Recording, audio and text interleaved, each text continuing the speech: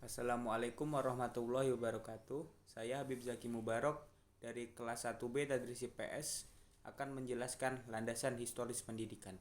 Landasan historis pendidikan adalah sejarah pendidikan di masa lampau yang menjadi acuan terhadap pengembangan pendidikan di masa kini.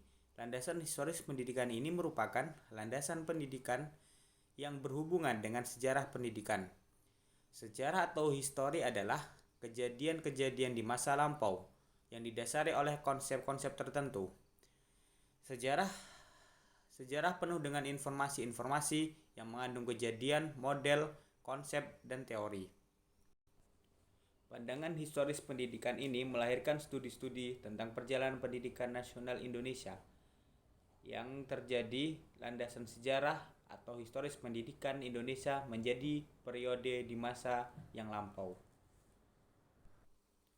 Uraian sejarah pendidikan Indonesia itu terbagi adanya zaman purba, zaman kerajaan Hindu-Buddha, zaman kerajaan Islam, zaman Portugal Spanyol, zaman koloni Belanda, zaman pergerakan nasional, dan zaman pendudukan Jepang. Zaman purba. Karakteristik kebudayaan pada zaman ini tergolong maritim dan hidup bergotong royong.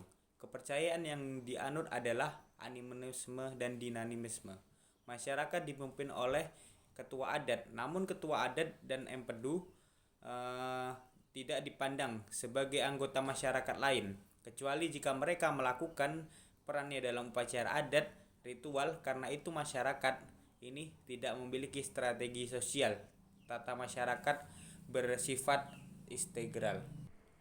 Adapun zaman kerajaan Hindu-Buddha, latar belakang sosial budaya masyarakat zaman ini umumnya di daerah itu subur, dekat pesisir, dan melakukan perdagangan dengan orang Hindia, sehingga masuklah kebudayaan dari India. Para ketua adat lambat laun berusaha menyamari Raja India, maka timbullah seperti di India, yaitu sosial seperti kasta Brahmana, Waisya, Sudra. Menurut para ahli, paling lambat abad ke-5 Masehi telah dimulai zaman sejarah Indonesia dan ditemukannya tulisan dekat Bogor dan Kutai. Tujuan pendidikan historis pendidikan pada umumnya agar penganut agama taat mampu bermasyarakat, membela, dan meliputi kurikulum pendidikan meliputi agama, bahasa, sankesta, kesusastraan, keterampilan, membuat candi, dan bela diri. Zaman berkembang agama Buddha yang berpusat di Kerajaan Sriwijaya, terdapat pergunungan tinggi Buddha dan Marpela terkenal sebagai Mahaguru Buddha. Dan adapun zaman kerajaan Islam. Islam mulai masuk ke Indonesia pada abad ke-13 dan mencakup sebagian besar Nusantara ke abad 16. Pemerintahan dipimpin oleh raja, masyarakat mengenai kasta. Tujuan pendidikan zaman ini agar manusia bertakwa kepada Allah sesuai dengan ajaran yang disampaikan oleh Nabi Muhammad SAW sehingga mencapai keselamatan dunia dan di akhirat. Nabi Muhammad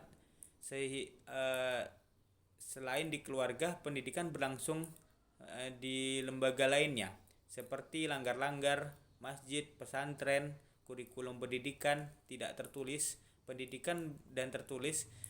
Pendidikan berisi tauhid, Al-Quran, fikih, hadis, bahasa Arab termasuk membaca dan menulis huruf Arab. Dan adapun zaman pengaruh Portugis dan Spanyol. Awal abad ke-16, Portugis datang ke Indonesia lalu disusul oleh Spanyol. Di samping mencari kekayaannya, bangsa Portugis datang ke timur bermaksud pula menyebarkan agama yang mereka anut, yakni Katolik. Akhir abad ke-16 mereka meninggalkan Indonesia karena mendapat pemberontakan terutama dari Sultan Ternate. Pengaruh bangsa Portugis dalam pendidikan utamanya berkenaan dengan penyebaran agama Katolik. Demi kepentingan itu, tahun 1536 mereka mendirikan sekolah di Ternate dan di Solor. Kurikulum pendidikan yang berisi pendidikan agama Katolik ditambah pelajaran membaca dan menulis dan mengartikan. Adapun zaman kolonial Belanda.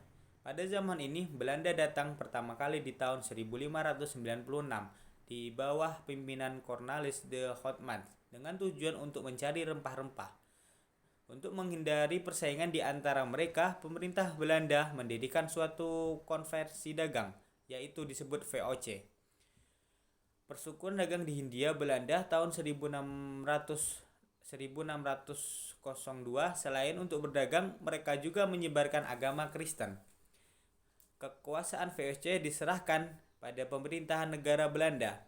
Karena sejak itu tahun 1800 sampai 1942 negara kita menjadi pemerintahan kolonial Belanda karena Belanda ingin mengambil rempah-rempah dari Indonesia.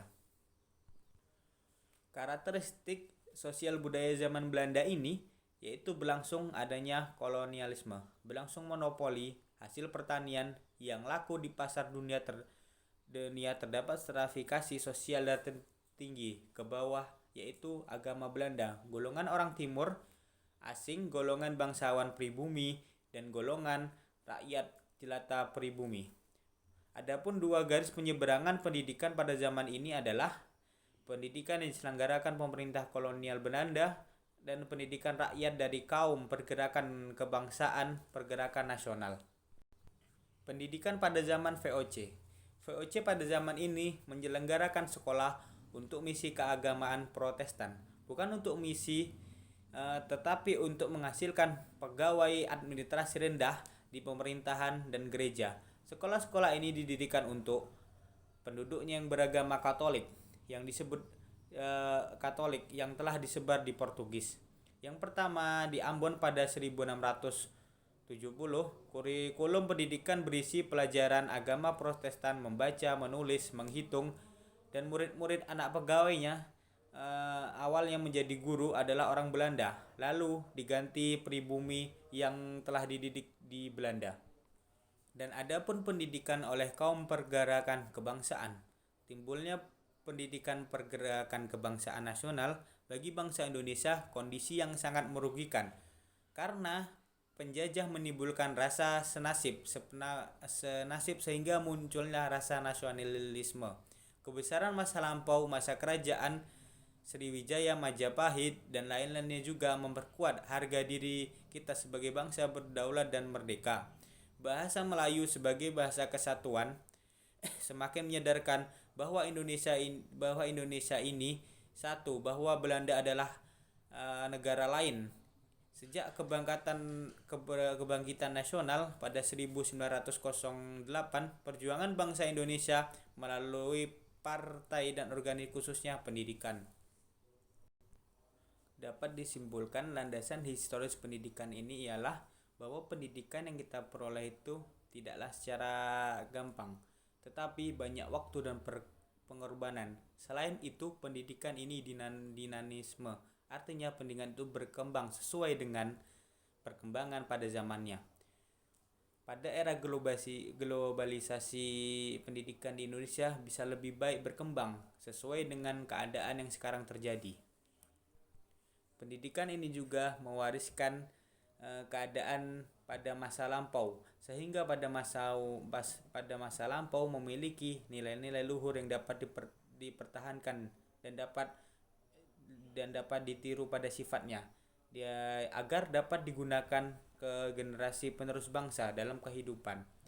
Dengan mewariskan dan menggunakan karyawan pengalaman pada masa lampau, pendidikan ini akan memelihara peradaban. Dengan demikian pendidikan kedepannya akan lebih bagus. Baiklah, ini penjelasan saya pada landasan historis pendidikan dan saya akhiri dengan wassalamualaikum warahmatullahi wabarakatuh.